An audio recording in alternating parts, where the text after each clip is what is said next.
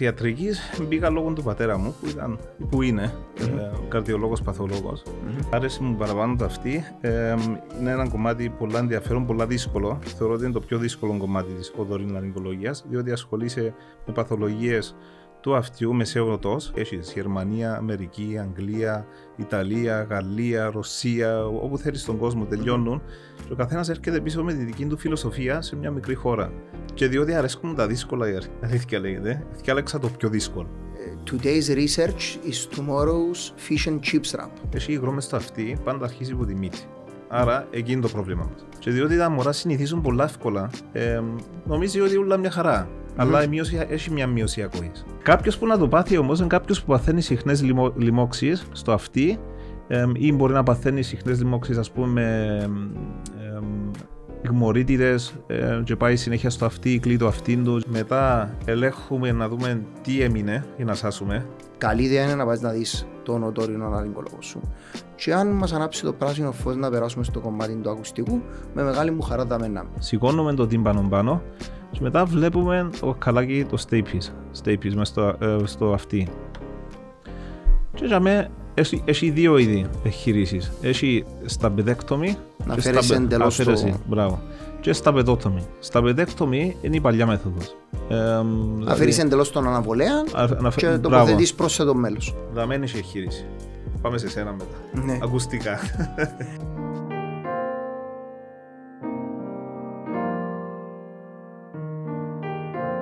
Καλησπέρα, ακόμα έναν επεισόδιο του The Hearing Room. Σήμερα έχουμε τη χαρά και την τιμή να είμαστε με έναν πολύ καλό φίλο, τον Γιώργο τον Ιωαννίδη, για να συζητήσουμε για το κομμάτι της βαρικοϊκής αγωγημότητας. Γιώργο, χειρούργος οδωρινγκολόγος, ευχαριστούμε πάρα πολύ για την τιμή που μας κάνεις και για την ευκαιρία να βρεθούμε εντός έδρας για μένα, γιατί συνήθως βρεθούμαστε στη δική σου έδρα. Ναι, Λεμεσό. Πώς είσαι? Καλά φίλου μου, εσύ, πώς πάμε? Πολλά καλά. Διακοπούλες, πάμε καλά. Με διακοπές με τίποτε ακόμα. Τίποτε, Αλλά ελπίζω ότι να έρθω σύντομα. Πρέπει να αντέξω άλλο δύο εβδομάδες. Άλλο πιο δύσκολες εβδομάδες. Πώς έτυχε να μπει στο κομμάτι της ιατρικής σε πρώτη φάση και μετά στη λαριγκολογία? Κοίταξε, η ιατρικής μπήκα λόγω του πατέρα μου που είναι καρδιολόγος, παθολόγος. Και μπήκα στη ιατρική για μέ. Μετά όμως, στην πορεία, η αλήθεια λέγεται ήθελα ορθοπαιδικός χειρούργος. Αλλά στην πορεία ανακάλυψα την οτωρινολαριγκολογία και είδα ότι έχει πάρα πολλά κομμάτια ενδιαφέροντα. Δηλαδή, η οτωρινολαριγκολογία είναι χωρισμένη σε πολλές υποειδικότητες. Δηλαδή, έχουμε ρινολόγο, λαριγκολόγο, οτολόγο, οτονευρολόγο, έχει πλαστική χειρουργική προσώπου. Δηλαδή, έχει πάρα πολλά πράγματα να κάνεις. Οπότε καταλαβαίνω ότι εσένα άρεσκε σου πολλά ιδέα της χειρουργικής anyway. Ναι. Οπότε εντάξει. Διά σου παραπάνω ευκαιρίες να χειρουργάς. Μπράβο. Εντάξει, να κάνουμε καμιά μύτη. Ναι. Καταλαβαίνω ότι μετά που τελειώσες την οτωρινγκολογία, πήγες μετά στο κομμάτι της οτοχειρουργικής για εξειδικεύση. Ναι, οπότε άρεσε σου παραπάνω το αυτή. Άρεσε μου παραπάνω το αυτή. Είναι ένα κομμάτι πολλά ενδιαφέρον, πολλά δύσκολο. Θεωρώ ότι είναι το πιο δύσκολο κομμάτι της οτωρινολαριγκολογίας, διότι ασχολείσαι με παθολογίες του αυτιού μεσαίου οτός ή παθολογίες π.χ. για ήλιγκο που πέφτει μέσα η οτονευρολογία.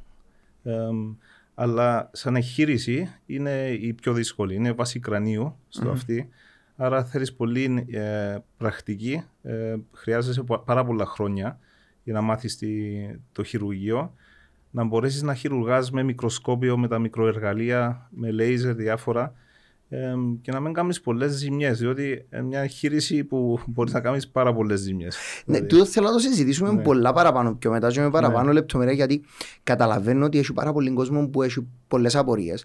Το κομμάτι της βαρικοϊκής αγωγημότητας εκτείνεται σε πολλά μεγάλο εύρος, δηλαδή που το παιδικό κομμάτι που είναι κάτι παροδικό με υγρά ή κάτι πιο μονίμων, γιατί υπάρχουν και οι μεσαίες οτίδες που είναι πιο σταθερές σε κάποια περιστατικά, σε κάτι πιο έτσι, περίπλοκο, ας πούμε, ξέρω εγώ, χολοστεάτωμα ή οτοσκλήρινση, που είναι πράγματα που πρέπει να συζητήσουμε έτσι για να δούμε λίγες παραπάνω πληροφορίες. Άρα τράβησε σιωτοχειρουργική για διάφορους λόγους και μετά επιστρέφεις Κύπρο. Επιστρέφω Κύπρο, αρχίζω τη δουλειά μου. Εντάξει, λίγο δύσκολο στην Κύπρο, διότι εντάξει, δεν είναι όπως στο εξωτερικό που έχουμε πάρα πολύ πληθυσμό. Θα πάει σε μια κλινική, μεγάλη κλινική, έχεις τη δουλειά σου έτοιμη για μέ. Δηλαδή, ας πούμε, θα κάνεις κάθε μέρα 2-3 εγχειρήσεις όπως έκανα στο εξωτερικό. Έπρεπε να αρχίσω από το 0. Δηλαδή, σιγά σιγά να στηθεί η δουλειά σαν οτορινolaryngologos, αλλά πρέπει να με μάθουν σαν οτοχειρούργο θέμα. Σιγά σιγά κατάφερα τα. Τώρα βλέπουμε ότι έρχονται άτομα που έχουν προβλήματα με ακοής, δηλαδή οτοσκλήρηση που είπαμε, χρόνιες παθήσεις στο αυτί, χολεστεατώματα, κάνει μου εντύπωση έχει στην Κύπρο πολλά. Και οτοσκλήρηση έχει πάρα πολύ στην Κύπρο. Τα μωρά, αρχίσαμε από μωρά θέμας, εντάξει, τα μωρά παραπάνω προβλήματα με κρεατάκια που εμποδίζουν στα αυτιά. Αλλά εντάξει, προχωράει η δουλειά, έχουμε καλό εξοπλισμό, έχουμε καλές κλινικές και εντάξει, δεν κάνουμε τίποτε χειρότερα που κάνουν αλλού στον κόσμο. Ναι, τούτο είναι το που ρωτώ κάθε φορά, αν οποιοδήποτε έρθει, δάμε για να μιλήσουμε. Και απλά ο λόγος που το κάνω κάθε φορά δεν είναι ότι είναι πια την απάντηση την πρώτη φορά, αλλά και όπου θέλω να γίνει ξεκάθαρα γνωστόν και στους υπόλοιπους που παρακολουθούν τέλος πάντων, είναι ότι πραγματικά δεν λευκούμαστε κάτι. Τίποτα. Αντιθέτως, θεωρώ ότι έχουμε πάρα πολλούς καλούς επιστήμονες στην Κύπρο και συναδέλφους μου που ξέρουν πάρα πολλά καλά τη δουλειά τους σε άλλα κομμάτια του ENT, της οτορινolaryngολογίας, η τραχύλου, αυτιά, μύτη, κάνουν πάρα πολύ καλή δουλειά και θεωρώ ότι δεν έχουμε τίποτε να ζηλέψουμε από οποιαδήποτε χώρα στον κόσμο. Και ξέρεις τι, ακόμα ένα νομίζω, τώρα μπορεί να έχω άδικο, αλλά νομίζω ότι το γεγονός ότι μικρός ο πληθυσμός, ναι, μειονέκτημα γιατί δεν πιάνεις τόσα πολλά περιστατικά και να έτσι εξειδικεύεσαι στο πιο μεγάλο βαθμό. Όμως έχεις καλύτερη ευκαιρία να χειριστείς ένα περιστατικό με παραπάνω ώρα, με παραπάνω ηρεμία, ίσως εντελεχώς να το διερευνήσεις και να είσαι βέβαιος για το πώς να προχωρήσεις. Οπότε νομίζω ότι το βοηθά μας πάρα πολλά. Άλλο πράγμα που πολλά ωραία στην Κύπρο είναι ότι οι ιατροί στην Κύπρο τελειώνουν σε άλλες χώρες. Δηλαδή έχεις Γερμανία, Αμερική, Αγγλία, Ιταλία, Γαλλία, Ρωσία, όπου θέλεις στον κόσμο τελειώνουν και ο καθένας έρχεται πίσω με τη δική του φιλοσοφία σε μια μικρή χώρα. Ναι, σωστό. Και σμίγεται τούτη η φιλοσοφία. Και αρχίζεις και βλέπεις, ας πούμε, ότι μπορεί η Γερμανία να έχει κάτι καλύτερο για μέ. Και σιγά σιγά ο άλλος μαθαίνει που είναι Αμερική λίγο. Σαν πολύ δίκιο, δεν το σκέφτηκα ποτέ τούτο. Θεωρώ ότι, ας πούμε, ψηλώνει πάρα πολλά το επίπεδο. Διότι αν πάει σε μια σχολή, πάντα έχει μια φιλοσοφία και πάει. Μπορεί να είναι καλή, μπορεί να είναι άχρηστη, αλλά πάει με αυτή τη φιλοσοφία. Και πολλά δύσκολο να αλλάξουν τη φιλοσοφία σε μια χώρα, πώς δουλεύουν. Τη φιλοσοφία του στη ιατρική. Το αλλάσουν δύσκολα. Φαντάζομαι ότι είναι η κουλτούρα και της χώρας μέσα σε το πράγμα. Οπότε και είναι λίγο δύσκολο όντας άτομο της συγκεκριμένης χώρας να καταλάβεις ότι ρε παιδί μου στην κουλτούρα υπάρχει το πράγμα που μπορεί να είναι παράλογο και πρέπει να αλλάχτεί. Ενώ εμείς πάμε με τη δική μας στην κουλτούρα, μαθαίνουμε τη δική του και στρακκόμαστε πίσω και αντιλαμβάνουμε. Βρέθεσαι με διάφορα. Με άλλους συναδέλφους και αρχίσεις και λάδεις στην Γερμανία κάμαν την τεχνική, ας δοκιμάσω κι εγώ. Στη Γαλλία κάμαν τούτη και αρχίζει και αλλάζει ψηλώνει το επίπεδο έτσι. Άρα διάσου flexibility, ας πούμε, να μπορείς να εργαστείς όπως θέλεις. Διάσου flexibility, δουλεύεις όπως θέλεις. Εντάξει, πάντα με έλεγχο. Και όπως είπαμε να μην δημιουργήσουμε για ζημιές. Αλλά βοηθάς να προχωράς. Και θεωρώ και βλέπω, διότι πάω συχνά στο εξωτερικό, σε μεγάλες χώρες, σε μεγάλα τμήματα, βλέπω τι κάνουμε στην Κύπρο και λέω καμία σχέση, είναι το ίδιο πράγμα. Δηλαδή ό,τι μπορούν να κάνουν οι άλλοι, κάνουμε και εμείς. Πολύ σημαντικό να περάσει προς τα έξω τούτο. Γιατί φαντάζομαι και δική σου εμπειρία να βλέπεις έναν περιστατικό και να σου λέει πιστεύεις ότι αν πάω εξωτερικό είναι να πιάω κάτι καλύτερο, δηλαδή αξίζει τον κόπο να πάω. Εγώ πάντα παντώ εννοείται ότι αν θέλεις να το κάνεις, δική σου επιλογή είναι δική σου υγεία και αν νιώθεις ότι οφείλεις να το διερευνήσεις περισσότερο, go for it. Αλλά δεν νομίζω ότι είναι να πιέσεις κάτι άλλο. Το 99% νόη. Το 1% αφήνω το διότι όντως έχει κάτι τμήματα που ασχολούνται με κάτι σπάνια πράγματα που βλέπουν μια φορά κάθε Διαφωνώ 5 καθόλου. χρόνια, ας πούμε, που έχει έναν κέντρο που ασχολείται μόνο με αυτό το πράγμα. Ναι, εντάξει, διαφωνώ Είναι καθόλου. ένα άλλο θέμα. Ούτε εμείς μπορούμε να έχουμε έτσι πράγμα αδύνατο. Δάμε στο κομμάτι της μεσογειακής ανεμίας που είναι καθόλου έτσι ειδικό στην περιοχή μας και εντάξει, όντως έχει πολλά πράγματα, αλλά εντάξει. Άρα ήταν εξ αρχής ο στόχος να ασχοληθείς με το φτύν ή δοκιμάσεις και ατρία και εσύ τον αρέσκει παραπάνω? Βασικά πήγα και διότι αρέσκουν τα δύσκολα, η αλήθεια λέγεται, διάλεξα το πιο δύσκολο. Που ρωτούσα τι είναι το πιο δύσκολο, λέγαμε όλοι το αυτή. Πρέπει να μάθω το αυτή. Και άρχισα με το αυτή. Εντάξει, φυσικά όπως όλοι οι οτοριναριγκολόγοι πρέπει να μάθεις και μύτη και λαρίγκα και να βγάλεις τα κρέατάκια και τις αμυγδαλές. Εντάξει, τούτο είναι κομμάτι. Αλλά προσπαθείς να βρεις το κομμάτι που θέλεις να κάνεις παραπάνω ειδικεύση. Έχει άλλους συναδέλφους που εντάξει, με happy με εκείνα που μάθαν και είναι πολλά καλοί οτοριναριγκολόγοι. Έχει άλλους που θέλουν να προχωρήσουν. Σαν εγώ στο αυτή, καθαρά στο αυτή. Εντάξει, με πλαστική προσώπου θέμας ήταν ένα άλλο πράγμα που μου αρέσκει, άλλο θέμα, ρινοπλαστικές. Πώς το λες, η σελίδα σου στο Instagram, η αλήθεια είναι, έχει εντυπωσιακές φωτογραφίες που ρινοπλαστικές. Εντάξει, είναι κάτι, είναι παραπάνω art, να το πούμε έτσι. Προσπαθείς να κάνεις κάτι πιο μόρφο. Εντάξει, διαφορά με οτοριναριγκολόγο και πλαστικό, δεν έχει πολλή διαφορά. Η μόνη διαφορά είναι ότι ο οτοριναριγκολόγος μπορεί να κάνει διάφραγμα, κόγχες, δηλαδή το functional rhinoplasty. Δηλαδή να κάνεις μια μορφή μύτη που αναπνέει. Το αφιβάλλω, έχει πλαστικούς που ξέρουν να το μάθαν στην πορεία, αλλά παραπάνω φέρνουν συνάδελφο οτοριναριγκολόγο να κάνει το διάφραγμα, οι κόγχες. Φανταζούμε ότι για τα χρόνια της προσπάθειας εξελίσσουν όποτε λαλίτσιος αν θέλεις να προχωρήσεις, ενώ πρέπει να εξελίξεις τις γνώσεις σου λίγο παραπάνω από το εύρος που μπορεί να σε... Όπως σε όλες τις δουλειές νομίζω, πρέπει να βρεις κάτι που σου αρέσει, πρέπει να το τρέξεις λίγο παραπάνω. Και το γυράσκω αντιδιδασκόμενος, δηλαδή το να προσπαθείς να εξελίσσεις τις γνώσεις σου όσα χρόνια και αν είσαι στον τομέα, γιατί είναι και άλλον τρόπο. Είχα έναν καθηγητή να λέμε πάντα today's research is tomorrow's fish and chips wrap.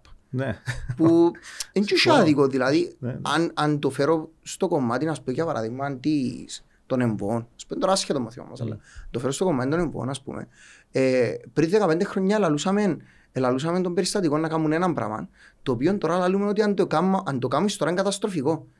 Τεράστια. Είναι ότι ναι, εντζήνων και έγινε ένα update. Είναι ακριβώς που είναι άλλη μέρκα. So, όντως, φαντάζομαι... Λάσσουν κάθε μέρα λάσσουν οι έρευνες. Εντάξει, προσπαθούν όλοι να προχωρήσουν, να κάνουν, αλλά εντάξει, τούτα δύσκολα θέματα. Ναι, εντάξει, ναι. Συζητήσαμε το εντελεχώς σε άλλον επεισόδιο, η αλήθεια.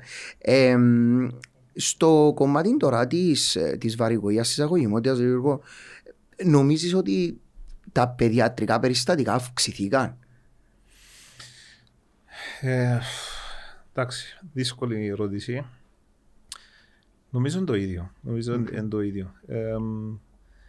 Η αλήθεια λέγεται, εντάξει, που ήρθα το 2014, είχαμε λίγο έτσι δυσκολίες να πούμε στους γονείς να έρθουν στον οριλά, να λέξουν την ακοή τους, να λέξουν τα αυτιά τους.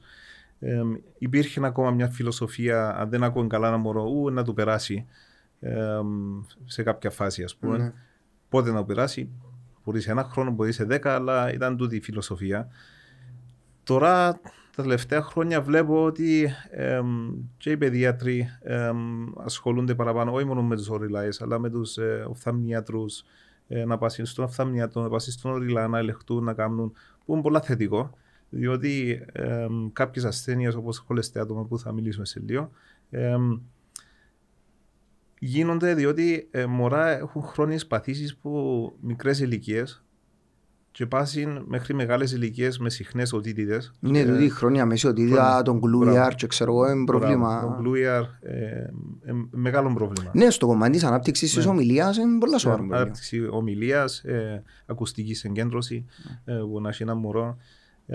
Και τώρα τα πράγματα είναι εύκολα για να λύσουμε βασικά. Να κάνουμε μια εγχείρηση, μικροπέμβαση, να βγάλουμε τα κρεατάκια, να ανοίξουμε στα χιονοσάλπιγγας, να αρχίσει να ακούει το μωρό, να τελειώσουμε με τις συχνές λοιμώξεις.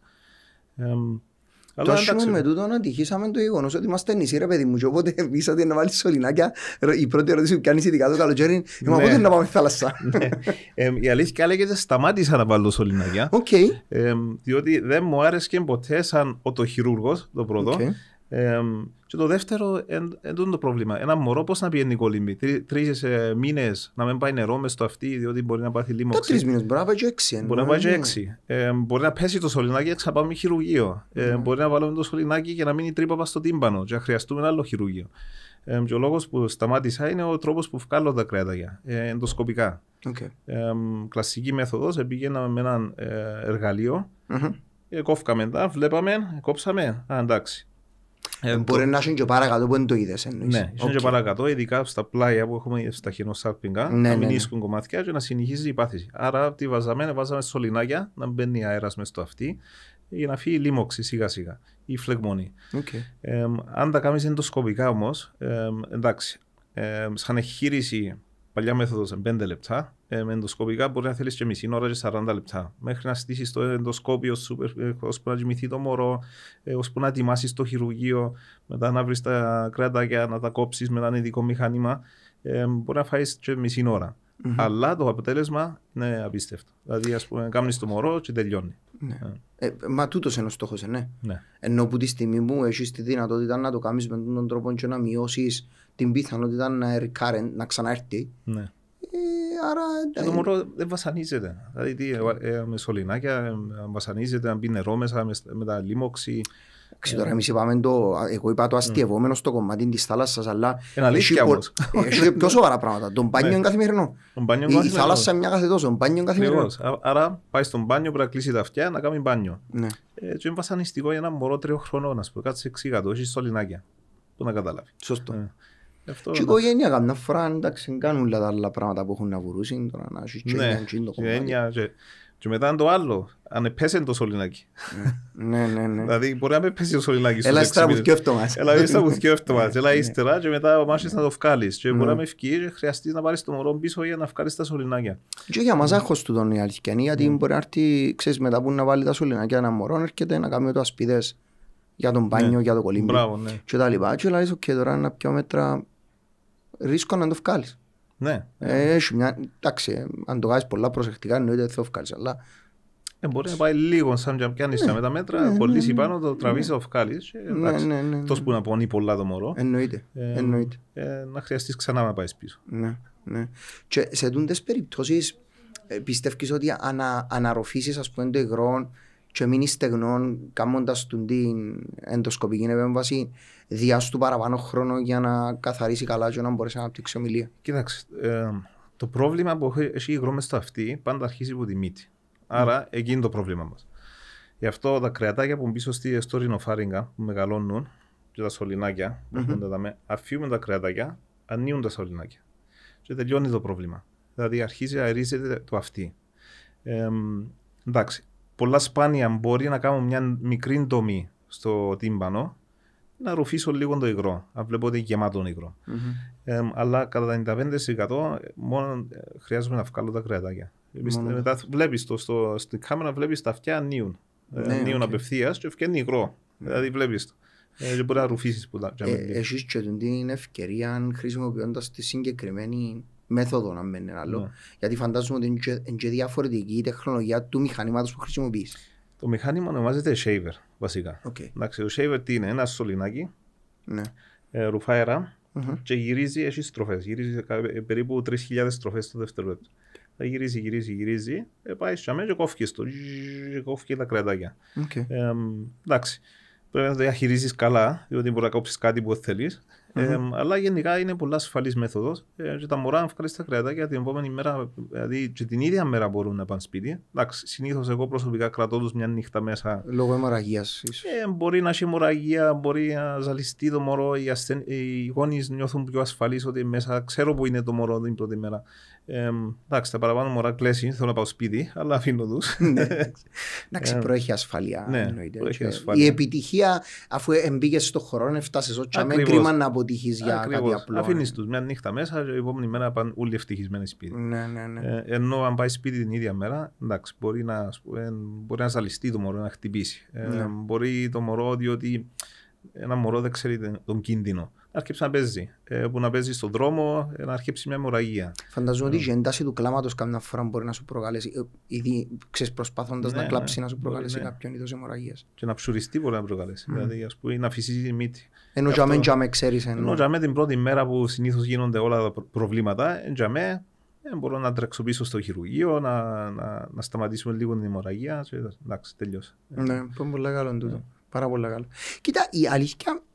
Συζητώντας και σε προηγούμενα επεισόδια, γιατί έκαναμε έναν extensive, νομίζω, πολλά μεγάλο εύρος επεισοδίων, νομίζω 6 επεισόδια για την παιδική βαρικογία. Η συζήτηση ήταν πάντα πρέπει τα μωρά να εξετάζονται τακτικά για βαρικογία αναγωγιμότητας. Γιατί είναι temporary, μπορεί να μην την καταλάβεις, να είναι παροδική, να πάρει μερικούς μήνες και στη χειρότερη περίπτωση να καθυστερήσει το μωρό να αναπτύξει την ομιλία του.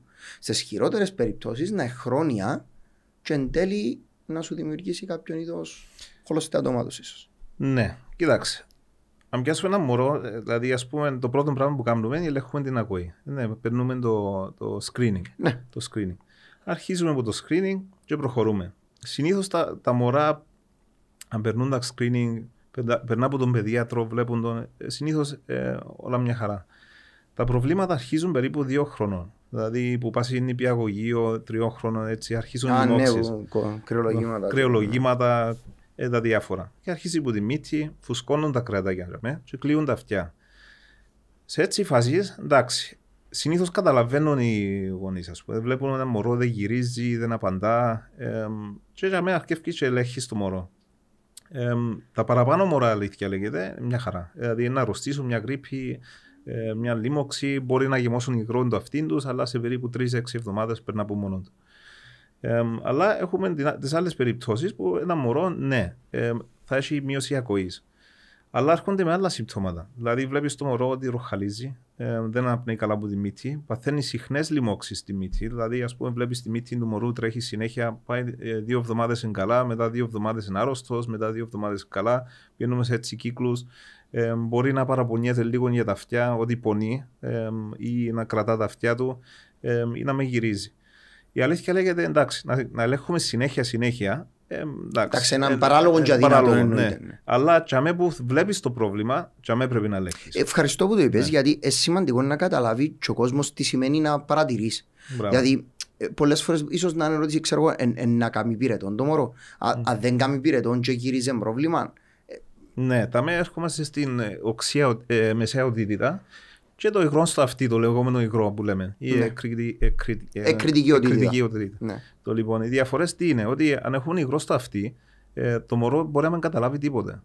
Και διότι τα μωρά συνηθίζουν πολλά εύκολα, νομίζει ότι όλα μια χαρά. Αλλά έχει μια μείωση ακοής. Και αρχίζουν τα προβλήματα. Ήσουν και λογοθεραπεία, ναι. Ξέρεις τα καλύτερα που μένα βασικά. Που αρχίζουν και δεν ακούν το σου, το θου. Και αρχίζεις και βλέπεις προβλήματα στην ομιλία. Ξέρεις πότε συμβαίνει πολλά και εν καλά που είπες, κάπου και αμέσως στα θκυο, έρχεται η μαμά ή ο παπάς και λέει ξεκίνησε να πάει να μιλήσει και σταματήσε. Σταματήσε, μπράβο. Είναι καλό indication να καταλάβεις ότι κάτι μπορεί να συμβαίνει. Ακριβώς, λες κάτι δεν πάει καλά. Διότι ένας παιδίατρος να ελέγξει, αλλά μπορεί να μην το δει. Εμάς δεν φαίνεται πάντα. Δεν φαίνεται πάντα. Και εγώ που πιάνω το μικροσκόπιο και βλέπω, μπορεί να πω ότι εντάξει το μωρό μια χαρά. Αλλά πάντα κάνουμε και ένα τυμπανογράφημα για να ελέγξουμε 100%. Αν βλέπουμε ότι το τυμπανογράφημα έχει παθολογία, λέμε το μωρό έχει υγρό. Και για μένα αρκεύουμε και αρχίζουμε με θεραπεία. και παρακολουθούμε το μωρό μετά. Δεν αφήνουμε το μωρό μετά. Ναι. Δεν βλέπουμε, ας πούμε, το μωρό και λέμε πια τη θεραπεία και είσαι εντάξει. Πρέπει να βλέπουμε το μωρό ότι πάει καλά. Διότι είναι τα σημαντικά χρόνια, 3 μέχρι 6, που αρκεύει και η ομιλία, η ακουστική συγκέντρωση. Γι' αυτό εντιαμέ που πρέπει να γίνει ο έλεγχος συνέχεια. Μόλις δούμε ότι έχει παθολογία το μωρό. Και τώρα είναι η αλήθεια, σκεφτήκα το σαν μην μιλούσαμε, αλλά εν και το κομμάτι της αλλεργικής ρινίτιδας σε τούντες ηλικίες που μπορεί να προκαλέσει μεγεθύση στα κρεατάκια ή στις κόγχες. Μπράβο, ναι. Και εν κοινό φανταζώ, κάτι που συμβαίνει. Εντάξει, σε μικρές ηλικίες πάλι είναι λίγο δύσκολο στη διάγνωση. Εν αλλεργία, εν μια ίωση, εν τα κρεατάκια που φταίσει. Εντάξει, η αλήθεια λέγεται αρχίζεις κάνεις έλεγχο, ας πούμε, για αλλεργίες. Όμως η αλλεργική ρίνη ήταν λίγο δύσκολη να αντιμετωπίσεις στις αρχές. Δηλαδή κάνουμε τεστ σε αλλεργία σε περίπου 100 πράγματα. Έχει εκατομμύρια άλλα. 3 εκατομμύρια πράγματα, ας πούμε. Ναι. Άρα μπορεί να κάνουμε ένα τεστ αλλεργίας να μην μας δείξει, διότι εκείνο που πειράζει τη μύτη μπορεί να με φέρει πάνω τις αναλύσεις. Ναι. Να κάνουμε τα τεστ και να δούμε ότι δεν έχει αλλεργία, αλλά να έχει αλλεργία. Άρα μπορεί να δώσεις κανένα αντισταμινικό για να δεις λίγο τόσο εξελίξεις. Εν error, ας πούμε. Εν λίγο trial και error. Δηλαδή, ας πούμε, μια από τις θεραπείες για κρεατάκια είναι αντισταμινικά. Έχει κάποιους γιατρούς, συναδέλφους και εγώ προσωπικά, διότι κάποτε αντισταμινικά να βοηθήσω. Για ποιο λόγο θέλω να σταματήσω τη φλεγμονή. Και σπρέι στη μύτη και σταματούμε τη φλεγμονή, φεύγουν τη φλεγμονή, αλλά είναι η ίδια θεραπεία για την αλλεργία. Άρα, εντάξει, προσπαθείς να θεραπεύσεις τα κρεατάκια, αλλά μπορεί να έχει και αλλεργία. Συνήθως που το βλέπουμε, βγάλουν τα κρεατάκια, όλα μια χαρά και βλέπεις ότι έχει αλλεργία. Συνήθως έτσι πάει. Έτσι καμιά φορά πρέπει να κάνεις και educated cases. Ναι, βλέπεις, ας πούμε, εμπειρία, βλέπεις και το βλενογόνο, να καταλάβεις, ας πούμε, διάφορα. Και τώρα το άλλο κομμάτι που, αν μη τι άλλο, εγώ θεωρώ το πολλά συχνά, δυσλειτουργία της ευσταχιανής σάλπιγγας. Ναι, πάλι μη τι φταίει. Ναι, και λέει ο άλλος, πολλά που λέω να φτιά μου, νιώθω ότι μπήκα από κάτω που ηθάσαν, φταίει η μύτη σου. Μα αν τα φτιά μου, είναι η μύτη σου. Φταίει η μύτη πάλι. Ναι, είναι ένα θέμα που αναπαγκόσμιος είναι πάρα πολλά δύσκολο στη θεραπεία. Πάρα πολλά δύσκολο. Στέχνιο σάλπιγγα όταν αρκέψει και έχει παθήσεις και κλείει, πάρα πολλά δύσκολα θεραπεύεται. Αρχίζουμε, διούμε σπρέι στη μύτη, διούμε αντιφλεγμονώδεις, διούμε κορτιζόνη, διούμε διάφορα συνέχεια μακροχρόνια θεραπεία να τα ανοίξουμε. Και καλά να μην το αμελήσεις, φαντάζομαι, δηλαδή το συντομότερο που να ασχοληθείς μαζί του, το πιο πιθανό να βελτιωθείς. Πρέπει να ασχοληθείς απευθείας, να αρχίσεις να αφήσεις τη μύτη να ανοίξεις, να αρχίσεις να ανοίξεις το σταχενό σάλπιγγα, διότι αν κλείσει μετά είναι πολλά δύσκολο. Δηλαδή έχουμε τεχνικές, δηλαδή ένα από τις τεχνικές είναι το σωληνάκι που βάλουμε. Σε έτσι περιπτώσεις βάλουμε σωληνάκι, καλή θεραπεία. Η άλλη θεραπεία είναι βασικά ενδοσκοπικά παλέ, με ένα μπαλονάκι που μπαίνουμε από το σταχυνό σάλπιγγα, φουσκώνουμε το μπαλονάκι για μερικά δευτερόλεπτα, περίπου 30 δευτερόλεπτα, και μετά φεύγουμε το και μείνει και ανοιχτό. Το πρόβλημα είναι ότι μπορεί να κλείσει πάλι. Και ξανά το ίδιο. Αυτό είναι ένα πολύ δύσκολο θέμα. Και δυσλειτουργία πάλι. Και με προχωρούμε στις χρόνιες παθήσεις στο αυτί, δηλαδή αναρκέψει. Και πάλι αν πάεις και μετρήσεις με έναν απλό τυμπανογράφημα μπορεί να φαίνεται φυσιολογικό. Ναι. Και εσύ να νιώθεις, είναι συμπτωματικά που καταλαβαίνεις. Συμπτωματικά καταλαβαίνεις, εντάξει. Στο αυτί, στο ταχυνό σάλπιγγα, εντάξει, έχει πολλούς που λένε ότι νιώθω το αυτί μου λίγο βουλωμένο. Ελέγχεις με ακογράφημα, τέλεια. Ελέγχεις με τυμπανογράφημα, τέλεια. Και ακόμα παραπονιέται ότι δεν ακούει. Ναι, αν δεν κάνεις το τεστ υποπίεση είναι θα... Πάλι μπορεί να δείξει και ότι είναι μια χαρά. Αυτό για μένα αρκεύκεις και γυρεύκεις το πρόβλημα. Έχει πολλούς που ήβρα ότι είχαν πρόβλημα με την κάτω γνάθο, TMJ. Και νιώθαν ότι αυτήν το ευουλώναν. Κάμαν θεραπεία, στέλναν στον οδοντίατρο και περνούσε. Επειδή σφίγγει το μασιτήρα του, ας πούμε. Μπράβο, σφίγγει το μασιτήρα. Γίνεται πιο στιφ το σύστημα. Μπράβο, και διούσε αίσθηση, χτυπούσε το προσωπικό νεύρο που περνά από το αυτί και είχαν την αίσθηση ότι εγκλειστούν το αυτί. Δηλαδή, ας πούμε, μια από τις δύσκολες περιπτώσεις. Και το αναβολέα μπορεί να επηρεαστεί από το TMJ. Ναι, μπράβο, μπορεί να επηρεαστεί. Μπορεί, ας πούμε, να πάθει και σπασμούς κάποτε που ακούν το τικ-τικ-τικ. Ναι. Χόρτα τύμπανη σύνδρομο. πολλά δύσκολο στη θεραπεία. Και αν με πάεις καμίς έκχυση, μπότοξη ή κάτι για να το σταματήσεις, είναι τέλος του δουλεύει. Μπότοξ είναι έκαμα, θυκεύασα. Δεν ξέρω αν είμαι τόσο. Θα ήθελα να βάλω μπότοξ μες στο αυτί. Διότι εντάξει, δεν θυκεύασα κάτι, καμιά έρευνα εγώ προσωπικά για μπότοξ στο αυτί. Ας το κάνουν άλλοι να μας πούν. Διότι θυκεύασα πρόσφατα κάτι. Εντάξει, είναι και τρόμερα σπάνιο πράγμα. Είναι σπάνιο πράγμα, αλλά να βάλεις μπότοξ μες στο αυτί, διότι περνά το προσωπικό νεύρο που το αυτί. Δηλαδή, ας πούμε, π.χ. να φύγει λίγο να πάει στο προσωπικό νεύρο, να πάθει παράλυση του προσωπικού νεύρου. Και αντιλαμβάνομαι ότι το μπότοξ είναι κάτι παροδικό, δηλαδή, δεν είναι κάτι που μηνίσκει. Είναι κάτι που μηνίσκει, τότε να το ευχαριστώ. Να πάθει παράλυση είναι να έρθει πίσω.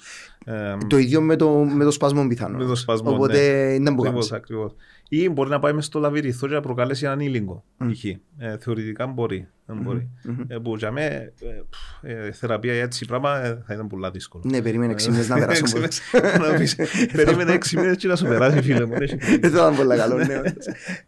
Άρα, αστειευόμενοι τέλος πάντων, αλλά πάμε στο επόμενο κομμάτι που νομίζω ότι είναι λίγο πιο σοβαρό και πιο επικίνδυνο και πιο σημαντικό να το βλέπουμε.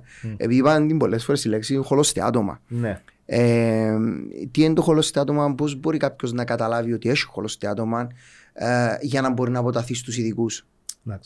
Χολοστεάτωμα είναι μια πάθηση, βασικά είναι δέρμα. Δέρμα μεγαλώνει μες στο αυτί. Δηλαδή μεγαλώνει. Τώρα να σου δείξω και τα με, διότι έφερα ένα αυτί. Πολλά καλή κίνηση, ήταν το αυτί που τη Λεμεσό. Ήταν το αυτί που τη Λεμεσό, για να καταλάβουμε γιατί πράγμα μιλούμε. Έχουμε έξω ακουστικό πόρο, μεσαίον αυτί και λαβυρίθο. Χολοστεάτωμα μεγαλώνει μες στο μεσαίον αυτί. Πώς πάει για μένα. Πρέπει να έχουμε χρόνιες παθήσεις πάλι από τη μύτη. Δηλαδή πάλι η μύτη φταίει για το μεσαίον αυτί. Άρα κάποιος π.χ. που παθαίνει συχνές λοιμώξεις από παιδί και μεγαλώσει και ακόμα συνεχίζουν εν το ευαίσθητο του σημείο, αυξάνονται πιθανότητες για χολοστεάτωμα. Δηλαδή, χολοστεάτωμα θα το πιάει κάποιος που δεν έχει προβλήματα με το αυτί του. Ποτέ. Δηλαδή, ας πούμε, να πνέει καλά, αν έχει προβλήματα τα αυτιά του, στα χινοσάρπιγγα του ρεύει μια χαρά, θα πάθει. Δηλαδή, για να μην τους αγχώσουμε όλους για χολοστεάτωμα. Λοιπόν. Κάποιος που να το πάθει όμως είναι κάποιος που παθαίνει συχνές λοιμώξεις στο αυτί ή μπορεί να παθαίνει συχνές λοιμώξεις, ας πούμε, υγμωρίτιδες και πάει συνέχεια στο αυτί, κλεί το αυτί του και παθαίνει οτίτιδες. Και τι γίνεται. Μειώνεται η πίεση στο αυτί και αρχίζουν και ανοίγουν τρύπες στο τύμπανο. Δηλαδή ρίψει την πάνω. Και αμέ πάλι το δέρμα και μεγαλώνει μέσα και τραβά το αυτί. Δηλαδή η πίεση τραβά το δέρμα μέσα και μεγαλώνει χολοστεάτωμα. Σαν αρρώστια δεν είναι επικίνδυνο. Δηλαδή θα πεθάνεις. Όμως, αν έχεις χολοστεάτωμα, πρέπει να κάνεις κάτι. Για ποιο λόγο, διότι μεγαλώνει και αρχίζει και τρώει τα κοκκαλάκια στο αυτί, αρχίζει και τρώει πάνω και που πάνω από το αυτί έχουμε το εγκέφαλο. Άρα μπορεί να ανοίξει μια τρύπα από το αυτί στον εγκέφαλο και μια μέρα να πάθεις καμιά λίμωξη και να πάθεις οτογενής μηνυγκίτιδα. Ένα παράδειγμα. Γι' αυτό πρέπει να κάνεις κάτι πάντα. Και είναι κάτι που προκύπτει με την παρέλευση του χρόνου. Ναι. Είναι κάτι που δεν το καταλάβεις, δεν έχει συμπτώματα. Δεν έχει συμπτώματα, στις αρχές δεν έχει συμπτώματα. Οπότε μπορεί να σου πάρει πολύ χρόνο να το αντιληφθείς. Και αμέ που το καταλάβουν. Όταν αρχίζουν οι λοιμώξεις, τρέχει το αυτί. Δηλαδή, οτορία. Ναι. Δηλαδή, αρχίζει τρέχει το αυτί, κάνεις μια θεραπεία, περνά, ξαναπαθαίνει η οτορία, ξαναπερνά, κάνεις τις θεραπείες. Εντάξει, δεν θα το κάνει παθολόγος στη διάγνωση, παραπάνω ο ρηλάς. Διότι να δει με το μικροσκόπιο, θα δει το τύμπανο και απευθείας ο ρηλάς θα καταλάβει ότι κάτι δεν πάει καλά. Και για μένα ο ρηλάς να στείλει να κάνει έναν αξονικό. Και στο αξονικό φαίνεται. Συνήθως το χολοστεάτωμα προκύπτει στο πάνω μέρος του τυμπάνου. Ναι, συνήθως στο πάνω μέρος, εντάξει, επί τυμπάνου, ονομάζεται, πάει στο πάνω μέρος δαμέ, διότι τραβά από τα με πάνω και μεγαλώνει από πίσω από το αυτί στο μαστοειδή. Γι' αυτό όταν κάνουμε την εγχείρηση, πάμε από πίσω από το αυτί και πάμε φεύγουν όλο το κόκκαλο, πρέπει να αποφύγουμε και τον εγκέφαλο και το προσωπικό νεύρο και να πάμε μέσα στο μεσαίον αυτί να το καθαρίσουμε. Έχει δύο βασικούς τρόπους να κάνουμε την εγχείρηση. Το ένα ονομάζεται Canal Wall Up και το άλλο Canal Wall Down. Τι σημαίνει? Εγώ προσωπικά αρέσκει μου να αφήνω το εξωακουστικό μπόρο όπως ήταν. Ναι. Δεν θέλω να φύγω το εξωακουστικό πόρο. Πολλά πιο δύσκολο, τρώεις παραπάνω χρόνο, αλλά οι ασθενείς μετά περνούν πάρα πολλά πιο καλά. Και το ότι είναι πιθανό μετά την επέμβαση το άτομο να έχει απώλεια ανακοής και να χρειάζεται Ναι. ακουστικό βοήθημα. Ναι, τούτο είναι το ένα θέμα. Σοβολεύει να έχει Ναι. ακουστικό πόρο. Μπράβο. Το άλλο όμως με το canal wall down, δηλαδή φεύγουμε το πίσω μέρος του εξωακουστικού πόρου για να καθαρίσουμε το χολεστιάτομα. Μην ισχύει ένα πράγμα έτσι. Και μετά το κερί συνάγεται συνέχεια στο αυτί. Και συνάγεται που πίσω, συνάγεται και μετά βουλώνει το αυτί. Και κάθε 3 με 4 μήνες πρέπει να έρχεται ο ασθενής να συντηρά στο αυτί μια ζωή. Ναι. Άρα, αν το αφήσεις, κρατούμε τη φυσιολογική ανατομία και ο ασθενής δεν υποφέρει καθόλου μετά από την εγχείρηση. Okay. Αυτό είναι πολλά πιο ωραία εγχείρηση, πιο δύσκολη, αλλά όταν την κάνεις πρέπει να είσαι σίγουρος ότι έφυγες το χολεστιάτομα, διότι θα ξαναμεγαλώσει. Αντιλαμβάνουμε στο κομμάτι, σίγουρα το είναι πολύ σημαντικό, εννοείται όσο παραπάνω γίνεται, ή εντελώς κατακρίβει, αν τόσο είναι ο στόχος. Όμως υπάρχει πιθανότητα, αντιλαμβάνουμε, να προκύψουν όλων των ειδών οι απώλειες. Ναι. Είτε ακοής εννοώ, είτε μια ελαφριά αγωγημότητας μέχρι μια πολύ σοβαρή νευροσιτήρια απώλεια. Ναι. Εντάξει, και εξαρτάται που μεγαλώνει το χολεστιάτομα, που μεγαλώνει προς το εσωτερικό αυτή. Ναι. Και αρχίζει να το καταστρέφει. Αλλά για μένα εκτός που μείωση ακοής να έχουμε ήλιγκο. Μπορεί να μεγαλώνει πάνω, δηλαδή προς τον εγκέφαλο. Μπορεί να μεγαλώνει μόνο μες στην περιοχή, να φάει όλα τα κοκκαλάκια μες στο αυτή. Οπότε για μένα γίνεται επέμβαση, φανταζούμε, την πάνω πλαστικής και reconstruction στα κοκκαλάκια. Μπράβο. Καθαρίζουμε την παθολογία πρώτα. Μετά ελέγχουμε να δούμε τι έμεινε για να σάσουμε. Εντάξει, διότι πρέπει να σάσουμε και το τύμπανο και τον τρόπο που μεταφέρει τύμπανο προς το εσωτερικό αυτή. Δηλαδή συνήθως βάλουμε εμφυτεύματα. Και εξαρτάται πόσο παθολογία, τι εμφύτευμα θα βάλουμε. Να πω ότι έφερες μας και εμφύτευμα. Ναι, έφερα εμφύτευμα για να δούμε. Να το πούμε στην ώρα του γετού. Τόσο μικρό, δεν ξέρω ακριβώς πώς να δούμε, αλλά θέλεις μικροσκόπιο. Ναι. Και στην εγχείρηση, εντάξει, πρέπει να λέξεις, ας πούμε, πού είναι η παθολογία, αλλά το πρώτο πράγμα που όλοι οι χειρούργοι προσπαθούν να φύγουν την παθολογία όσο μπορούν, δηλαδή να φύγουν όλη την παθολογία. Μετά έρχεται η ακοή. Δηλαδή, εμάς ενδιαφέρει μας η παθολογία. Εγώ προσωπικά προσπαθώ να κάνω και τα δύο την ίδια ώρα. Δηλαδή, θέλω να φύγω όλη την παθολογία, να δω τι μπορώ να δουλέψω, δηλαδή ας πούμε να πιάσω κομμάτια που έμειναν μες στο αυτί και να βάλω τα φυτεύματα μαζί με την πανοπλαστική. Εντάξει, δουλεύει πάρα πολλά καλά. Πολλά περίπλοκο. Ναι, είναι, αλλά πολλά σπάνια, δηλαδή μόνο μια περίπτωση θυμούμαι ότι χρειάζεται να ξαναπάω πίσω για να σάσω την ακοή του. Όμως, εντάξει, διότι είναι μια σοβαρή παθολογία, εντάξει, και να κάνεις την πανοπλαστική σου και το μαστοεκτομή και να φύγεις το χολεστιάτομα, μπορεί να χρειαστείς πάλι ακουστικό στο τέλος. Διότι, εντάξει, η χείριση κάνουμε βασικά να μην έχουμε περιπλοκές στην υγεία πιο σοβαρές. Ναι. Ακριβώς. Ναι. Και τούτον είναι το ένα κομμάτι. Ποιοι άνθρωποι, είπες το και πριν, νομίζω είναι καλά να το ξαπώ. Ποιοι άνθρωποι κινδυνεύουν που τούτο, δηλαδή πρέπει να έχουν έννοια. Εκείνοι που έχουν συχνές λοιμώξεις στο μεσαίο αυτή, όχι το εξωτερικό.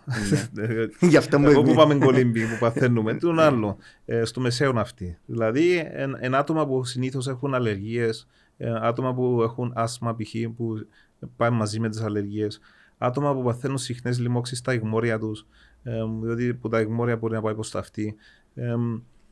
Καταλάβουν το οι ασθενείς σε κάποια φάση ότι κάτι δεν πάει καλά με το αυτή. Δηλαδή, να το καταλάβω. Εγώ λέω το πολλά συχνά και στα παιδιά που δουλεύω μαζί είναι ότι έτσι όπως είναι τώρα η σύγχρονη τέλος πάντων κοινωνία στο κομμάτι της ακοής, είναι πολλά πιθανόν έναν άτομο με χολοστιάτομα να έρθει να δει πρώτα έναν ακουολόγο αντί έναν όριλα. Οπότε είναι πολλά σημαντικό να ξέρουμε ακριβώς είναι το πράγμα, τόσο ώστε μόλις το δούμε να παραπέμψουμε τον άνθρωπο στον άνθρωπο για να το δει. Κάποτε είναι λίγο δύσκολη στη διάγνωση. Ναι. Για ποιο λόγο? Μπορεί να δεις το εξωακουστικό πόρο, να δεις μες στο αυτί, να δεις έναν άσπρο πράγμα, να πεις έχεις μυκήτες, διότι μοιάζουν. Ναι. Γι' αυτό, ας πούμε, αν βλέπει ο ακολόγος μύκηδες ή κάτι, πάντα καλύτερα στήσει στο οριλά, να καθαρίσει το αυτί, να δει το αυτί ο οριλάς, να δει το τύμπανο του. Και μια χαρά, εντάξει. Να σου πω την αλήθεια, εγώ επειδή έχω μια εμπειρία, τέλος πάντων έτυχε να δω αρκετές φορές και έχω και μικροσκόπιο, οπότε μπορώ να το δω λίγο πιο εύκολα. Βοηθάμε τρομερά πολλά οι πληροφορίες που μου διά ο ίδιος ο άνθρωπος. Γιατί ρωτώ, εσωτερία, έτυχε ποτέ να εσωτερία, είχετε συχνά προβλήματα με το αυτί σας, τι προβλήματα ήταν τούτα. Άμα μου πεις τα πράγματα, ναι, σε κάποια event, θα σκεφτώ δεύτερη φορά. Φίλε, κοίτα, καλή ιδέα είναι να πας να δεις τον οτόρινο αναλυγκολόγο σου. Και αν μας ανάψει το πράσινο φως να περάσουμε στο κομμάτι του ακουστικού, με μεγάλη μου χαρά θα μέναμε. Δεν υπάρχει κανένας από τους λόγους να πάρεις κανένα ρίσκο. Κανένα. Δεν έχει να κερδίσεις κανένας τίποτε. Τέλεια. Και πάει με την λογική. Νομίζω και τούτο που θεωρώ ότι εμφυσίσαμε στον χώρο που εργάζομαι τέλος πάντων για να αποτρέπουμε τούντες πιθανότητες. Γιατί δηλαδή και εσύ όντως είναι πολύ δύσκολο. Και είμαστε και trained για να το βλέπουμε. Κοίταξε, και που δούλευκα στο εξωτερικό, πολλοί συναδέλφοι οριλάες ούτε καταλάβαν και δεν έβαλαν διάγνωση. Δηλαδή και ένας οριλάς που είναι κάνει λάθος. Έκανα και εγώ, ας πούμε. Εντάξει, είμαστε όλοι άνθρωποι. Λογικό κάποια περιστατικά να σου είναι ανθρωπίνο. Είναι δύσκολη στη θεραπεία κάποτε, διότι εντάξει, μπορεί να χώνεται, δηλαδή αρχικά στάδια, να χώνεται για μέ. Έρθει ο ασθενής, βλέπεις το τύμπανο, βλέπεις ότι έχει μια οτίτιδα για μέ, αρκεύκεις διάστου μια αντιβίωση, λίγο αντιφλεγμονώδης, περνά, δηλαδή μου ευχαριστώ γιατρέ, φεύγει. Μετά από ένα χρόνο ξανά έρχεται πάλι, ας πούμε. Ενδιάμεσα μπορεί να έχει λίγα επεισόδια, αλλά ο ίδιος ασθενής να μην το λαμβάνει. Όχι, να λίγα μια φορά με εδώ και μου γίνει την αντιβίωση, να μείνει μου και καθιό να ποιος μιλήσει και περνά και ξαναρκέται και πάει το πράγμα πάει 5 χρόνια. Ώσπου έρχεται μια μέρα και δεν σταματά. Αλλά είναι παγκόσμιος τούτο, δηλαδή που πιάζει στο εξωτερικό και είδα στη Γερμανία και σε άλλες χώρες το ίδιο πράγμα. Δηλαδή ο ασθενής έρχεται όταν ήδη φτάσει για μέ που δεν πάει άλλο. Και βλέπεις ότι είναι πιο εύκολη στη διάγνωση για μένα. Αρκεύκεις και βλέπεις χολεστάτομα να μεγαλώνει που το αυτί, να βλέπεις το τύμπανο που έχει μια τρύπα στο τύμπανο, να βλέπεις το μεσαίο αυτί. Και για μένα αρκεύκεις κάνεις την έρευνα σου. Το πιο βασικό είναι το CT scan. Ναι. CT scan, οτοσκλήρηση, άλλο ένα βασικό πράγμα που μπορείς να διερευνήσεις που ζάμε. Ναι, οτοσκλήρηση τώρα. Πάσα για το επόμενο. Πάσα για το επόμενο. Εντελώς άλλη ασθένεια, η αλήθεια λέγεται η αγαπημένη μου ασθένεια. Και η αγαπημένη μου εγχείρηση. Είναι μια ασθένεια που αν πάσχει ο ασθενής που οτοσκλήρηση μπορείς να το βοηθήσεις απίστευτα. Και είναι μια εγχείρηση που είναι εύκολη για τον ασθενή. Και όπου τις λύες οι άσημες από λύες ακοής. Ναι, δηλαδή έρχεται κάποιος με 70 δεσιμπέλ μείωση ακοής και κάνει το εγχείρηση και ξαφνικά ακούει. Δηλαδή είναι πολλά ωραία εγχείρηση. Και πολλά elegant εγχείρηση. Δηλαδή έχει πολύ νέμα, μικροχειρουργική, βλέπεις το μικροσκόπιο, χρησιμοποιάς το λέιζερ να χτυπήσεις. Πάρα πολλά όμορφη, ωραία εγχείρηση και αποτέλεσμα απίστευτο. Εντάξει, χολεστάτομα, καθαρά παθολογία, άσχημη, πρέπει να λυθεί, ναι, μπορεί να πεθάνεις. Οδοσκλήρηση όμως, εντάξει, πρέπει να βλέπεις πολλούς οδοσκλήρηση. Εγώ ναι, εντάξει, εγώ είχα και την ευκαιρία να δω περιστατικό μαζί σου, χειρουργώντας το. Ναι, οπότε, εντάξει, είναι η αλήθεια, είδα πόση υπομονή θέλει, πόσος χρόνος χρειάζεται, εντάξει. Καταλαβαίνω τι θέλεις να πεις με το elegant. Ναι, εντάξει, εγώ βλέπω το καθαρά για μέ. Έτσι μου είχα την οθόνη. Ναι, όχι την οθόνη, είναι θωρούν που το μικροσκόπιο. Να εξηγήσουμε όμως και τι είναι. Ναι, πρέπει να εξηγήσουμε τι είναι. Χολεστάτομα, όπως είπαμε, είναι μια ασθένεια που μια παθολογία μεγαλώνει μες στο αυτί. Οτοσκλήρηση τώρα βασικά είναι όταν μεγαλώνει οστό ή κόκκαλο σε έναν τόπο μες στο αυτί που δεν πρέπει. Δηλαδή, έχουμε, αν φαίνεται είπα στη κάμερα, όπως είπαμε έχουμε το τύμπανο, το λοιπόν, και έχουμε μάλιος incus tapes, δηλαδή τα 3 κοκκαλάκια, και αν πιάσω το αυτί δαμε, το λοιπόν, τούτο το κοκκαλάκι βασικά τι γίνεται, όταν μεταφέρεται ήχο από το εξωτερικό αυτί και πάει προς το τύμπανο, χτυπά το τύμπανο, κινείται το τύμπανο, που ξέρεις πολλά καλά, κινούνται τα κοκκαλάκια και μεταφέρει ήχο στο εσωτερικό ναυτί. Στον κοχλίαν κλωτσάτο μας. Κοχλία, μπράβο. Και μεταφέρει ήχο. Όταν έχουμε μείωση ακοής στην οδοσκλήρηση, τι γίνεται? Συνήθως μεγαλώνει γύρω από τα κόκκαλο και δεν κινείται. Άρα μειώνεται η ακοή. Γι' αυτό η εγχείρηση τι κάνουμε? Βασικά δεν έχουμε τίποτε τομές εξωτερικά. Πάμε από το αυτί, μέσα βλέπουμε μικροσκόπιο, σηκώνουμε το τύμπανο πάνω και μετά βλέπουμε το κοκκαλάκι, το stapes μέσα στο αυτί. Και για μένα έχει δύο είδη εγχειρήσεις. Έχει σταπεδέκτομη να φέρεις εντελώς το... Μπράβο. Και σταπεδότομη. Σταπεδέκτομη είναι η παλιά μέθοδος. Να φέρεις εντελώς τον αναβολέα και τοποθετείς πρόσθετο μέλος. Ναι, ή έχει κάτι ωραίους χειρούργους που τους είδα, πιάνουν και φύδευμα grafting που καμιά φλέβα, βάλουν το που πάνω και βάλουν το φύδευμα που πάνω. Πάρα πολλά ωραία μέθοδος, αλλά δεν υπάρχει λόγο. Δηλαδή, κάποιος που του αρέσει να το κάνει, μια χαρά. Δηλαδή, θα του πω τίποτα. Είναι βιρτσουόζος χειρούργος. Ναι, ας πούμε, εγώ κάνω το, έτσι φάση. Αλλά δεν υπάρχει λόγος. Τώρα, διότι τώρα έχουμε το laser. CO2 laser που θεωρώ είναι το καλύτερο, το πιο ανώτερο.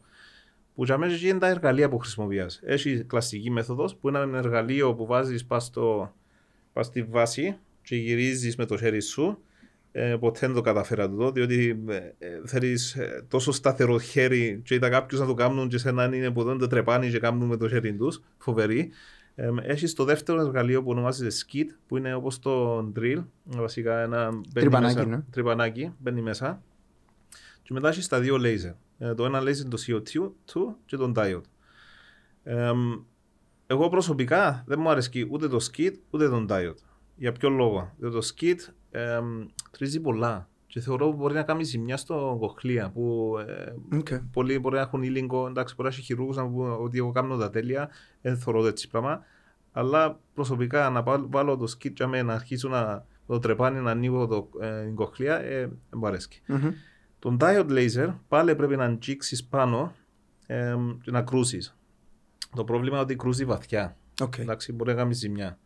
Ενώ το CO2 laser, φοβερό μηχάνημα, έχεις το μικροσκόπιο σου, βάλεις στο χαστρό και χτυπάς και ανοίγεις την τρύπα ακριβώς όπως θέλεις. Και έχουμε να πούμε το φύδευμα που μπαίνει πάνω. Το φύδευμα είναι περίπου 0,4 mm. Για τούτον που λες έτσι. Ναι, τούτον που έχω δαμέ, θα φαίνεται με τίποτα. Υπάρχει περίπτωση να μπορείς να δει κανένας. Είπαμε 0,4 mm. Ναι, ακριβώς, αυτό δεν μπορεί να δεις. Και βάλεις το έτσι που πάνω και κλεί και μετά μεταφέρει ήχο. Λειτουργεί σαν ένα πιστονάκι, να πούμε. Πιστονάκι, όπως το πιστόνι μέσα στο αυτοκίνητο. Πάει πάνω και χτυπά. Δηλαδή, αν με κάνεις το μεταφέρει ήχο από το τύμπανο στο εσωτερικό ναυτί. Είναι όπως το πιστονάκι. Πότε αποφασίζεις αν πρέπει να αφαιρεθεί ο αναβολέας πλήρως ή εν μέρη? Δεν το βγάλω. Βλέπεις, ποτέ. Η μέθοδος που κάνω είναι ανοίγω την τρύπα και βάζω το φύτευμα. Δηλαδή, προσπαθώ να κρατήσω όσο μπορώ την φυσιολογική ανατομία. Χωρίς να κάνω ζημιά. Και αποτέλεσματα φοβερά. Πολλά ωραία. Και ο ασθενής πάρα πολλά ευτυχισμένος, διότι μειώνονται άτομα που βλέπω μετά με ήλιγκο. Διότι μια χείριση, εντάξει, το μόνο πρόβλημα κάποτε έχουν ήλιγκο, φυσιολογικά, διότι ανοίγουμε. Τις πρώτες μέρες. Τις πρώτες μέρες. Έχει πολλούς που έχουν προβλήματα με ήλιγκο, anyway, που έρχονται στην χείριση. Και εντάξει, κάνουμε αναλόγως διότι θεραπεία για να ελέγξουμε τον ήλιγκο. Αλλά άτομα που δεν έχουν ιστορικό με ήλιγκο, προβλήματα με ήλιγκο και κάνουν διαχείριση, δηλαδή την πρώτη μέρα σαν να μην γίνει τίποτε. Και ακούν. Τα συμπτώματα της οδοσκλήρυνσης, τι είναι για να αντυχεί κάποιον? Συμπτώματα της οδοσκλήρυνσης είναι η σταδιακή μείωση ακοής. Δηλαδή, ας πούμε, αρχίζει περίπου 18 χρονών. Και κάποιος, ας πούμε, μπορεί να αρχίσει να νιώθει ότι δεν ακούει. Και σταδιακά χειρότερα. Και συνήθως τις κοπέλες κυρίως. Συνήθως τις κοπέλες, ναι, 18 με 30 χρονών, κάπου για μένα. Έχουν και εμβοές κάποτε, σπάνια ήλιγκο. Εντάξει, έχει διαφορά. Αν έχει ήλιγκο, θα με αρχίζουμε, έχει δύο οδοσκληρήσεις. Το ένα που έχει καθαρά με το μεσαίο ναυτί, το άλλο που μπαίνει στο κοχλία. Δαμένη έχει εγχείρηση. πάμε σε σένα μετά. Ναι. Ακουστικά. Ναι. Δηλαδή, ας πούμε, αν έχει οτοσκλήρωση μες στο εσωτερικό αυτή, δεν έχει εγχείρηση να κάνεις. Διότι αρχίζει ο ήλιγκος, κάποτε εμβοές, σοβαρές εμβοές. Και με κανονική οτοσκλήρωση μπορεί να αρκέψω εμβοές. Αλλά αν μεγαλώνει μες στον λαβύριθο, δεν κάνεις εγχείρηση. Γιώργο, ισχύει εκείνο που λένε ότι επιδεινώνεται η οτοσκλήρωση κατά την περίοδο της εγκυμοσύνης? Ναι. Για ποιο λόγο δεν ξέρουμε. Ούτε ξέρουμε γιατί έχουμε οτοσκλήρωση. Γενετής. Δηλαδή, ας πούμε, μεταφέρεται. Ναι. Ναι, είναι κληρονομική πολύ. Αλλά στην Ευρώπη, ας πούμε, π.χ. Πολλοί, ας πούμε, Σουηδίες, Νορβηγία, έτσι περιοχές, έχουν πιο λίγη οτοσκλήρωση. Στα τελευταία στατιστικά που θυκεύαζα. Vikings είναι, ένα άλλη κατασκευή. Το θέμα είναι ότι κάνει μου εντύπωση, διότι που σπούδαζα, λέγαμε ότι, ας πούμε, το κλασικό είναι μια ξαθή 30 χρονών, μετά που γέννα. Δηλαδή έτσι λέγαμε, από το σκληρίσει. Αλλά φτιάχνει ότι παραπάνω στην Ελλάδα, Ιταλία, Ισπανία, Κύπρο. Δεν είδα ποτέ τα στατιστικά, να πω την αλήθεια. Δηλαδή, έξερα πάντα ότι είναι παραπάνω κοπέλες σε σχέση με άντρες, νομίζω. Ναι, είναι. 3-1, αν δεν κάνω λάθος. Και σχετίζεται με εγκυμοσύνη, πρέπει να είναι ορμονικές αλλαγές, έτσι θεωρίες. Αλλά εντάξει, στατιστικά σε έτσι περιοχές όπως στην Ελλάδα, Ιταλία, Ισπανία, Κύπρος, Τουρκία, όλες τους έχουν παραπάνω ποσοστά που κάνουμε μου εντύπωση. Να σου πω την αλήθεια, εγώ είμαι πάρα πολύ χαρούμενος που βρεθήκαμε σήμερα για να τα πούμε σε αυτό το κομμάτι, γιατί αρέσκει μου πρώτα η αμεσότητα σου, ενώ ξεκαθαρόν είναι κρυσταλλιάρι τα βασένει, το ότι είναι χαλαρό για να πρώτα καταλάβει οποιοσδήποτε. Που είναι επιτιδευμένα έτσι, ενώ έτσι είσαι, και πολλά σημαντικό. Και πραγματικά, ας πούμε, αν κάποιος αφιερώσει λίγο χρόνο να παρακολουθήσει έναν που δουν τα επεισόδια, ειδικά τούτον, ας πούμε, είναι να πιει πάρα πολλές πληροφορίες για κάτι που είναι τρομερά κοινό. Δηλαδή, η βαρικοή αγωγημότητας είναι πάρα πολλά κοινή. Ίσως η πιο κοινή, γιατί μετρά και το κομμάτι το οποίο είναι παροδικό. Ναι. Αν υπολογίσεις και το temporary και το permanent, είναι η πιο κοινή από αγωγής. Είναι, δηλαδή, ας πούμε, εντάξει. Και που υπάρχει πρόβλημα πρέπει να αλέξει. Δεν σημαίνει ότι όλοι πρέπει να βρουν το να αλέξουν, ας πούμε. Όχι, ναι, βέβαια. Αλλά ναι. Θα με έχει νευροαισθητήρες που βούρα κανένας να σε λέξει, ώσπου να μην ακούν τίποτε. Και να λύσεις τους δεν ακούεις, και να μου αφού ακούω. Ναι, εννοείται. Η αλήθεια είναι ότι ο που έχει βάρικο, μαθαίνει ο τελευταίος από ό,τι φαίνεται. Και αρνείται να φορέσει το ακουστικό, διότι αν πάει στην εκκλησία. Κοίταξε, υπάρχει μια έρευνα που λέει ότι on average ένας άνθρωπος που καταλαβαίνει ότι έχει απώλεια ανακοής, αν δεν κάνω λάθος, ήταν 7 χρόνια για να κάνει κάτι. Και τούτο είναι παγκόσμιο. Οπότε φαντάζομαι γενικά στην Κύπρο είμαστε και λίγο πιο χαλαροί σε ένα πράγμα, μπορεί να είναι και λίγο παραπάνω από 7 χρόνια. Ώσπου να κάνεις κάτι. Κοιτάξτε, τα ακουστικά που τα είδα, ας πούμε, είναι φοβερά. Δηλαδή, ας πούμε, και τα εξωτερικά που βάλουμε τώρα, φαίνονται. Πλέον το εξωτερικό ακουστικό είναι εκείνο που χρησιμοποιούμε κατά βάση. Μπράβο. Πιο σπάνιο το κανάλι κόμπλε. Το θέμα που ήθελα να πω, που είπα, αρνιούνται να φορέσουν. Διότι είναι όπως πριν 100 χρόνια, καλά δεν φορεί γυαλιά. Δηλαδή εντρέπονται, ας πούμε. Το ίδιο πράγμα με το ακουστικό. Δηλαδή, ας πούμε, ένα πράγμα να βοηθήσει, να βελτιώσει η ποιότητα ζωής. Όπως και την εγχείρηση που κάνουμε το σκλήση και τα άλλα. Αλλά εντάξει. Να μάθει ο κόσμος ότι it's okay, μπορείς να βάλεις ένα ακουστικό. Εννοείται, γίνεται τώρα γίνεται μέρος της καθημερινότητας του ανθρώπου, δηλαδή και σιγά σιγά το πράγμα βλέπουμε το αλλάζει πάρα πολλά. Τελευταία δεκαετία είναι εντυπωσιακό πόσο διαφοροποιήθηκε. Και φαντάζομαι και τα ποσοστά τούτα που έρχονται για να δεις για οτοσκλήρινσης πρέπει την τελευταία δεκαετία να αυξηθεί σε σχέση με το όσο γίνεται, ξέρω εγώ, πριν 20 χρόνια που δεν έχουμε και data στην Κύπρο, αλλά... Στην Κύπρο δεν μπορώ να σου πω. Εν το ψάχναν οι άνθρωποι τόσο πολλά στο παρελθόν, τώρα είναι πολλά πιο διατεθειμένοι να διερευνήσουν κάποιον πιθανό πρόβλημα. Σιγά σιγά φτάνουμε. Είμαστε λίγο πίσω παστούτα ακόμα. Παστούτο θέμα, ναι, είμαστε λίγο πίσω. ποσοστά οτοσκλήρησης, είναι λίγο δύσκολο να μάθουμε, διότι εντάξει, ο ένας γιατρός είναι Λευκοσία, ο άλλος είναι Λεμεσό.